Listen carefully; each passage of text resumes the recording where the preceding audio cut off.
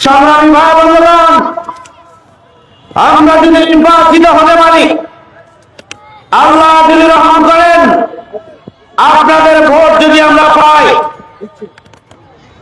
ইনশাআল্লাহ নারীদের মর্যাদাকে সমুন্নত করা হবে, নারীদের অধিকার প্রতিষ্ঠিত করা হবে, নারী নির্যাতন বন্ধ করা হবে, নারীদের কর্মের পরিবেশ নিশ্চিত করা হবে, নারীদের নিরাপত্তা নিশ্চিত করা হবে, নারীদের শিক্ষার হার বৃদ্ধি করা হবে, নারীদেরকে প্রশিক্ষিত করে যাদের কর্মসংস্থান প্রয়োজন তাদেরকে প্রশিক্ষিত করে তাদের হাতে কাজ তুলে দেওয়া হবে।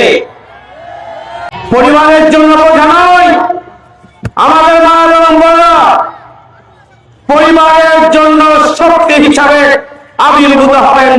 আমরা সেই পদক্ষেপ গ্রহণ করব।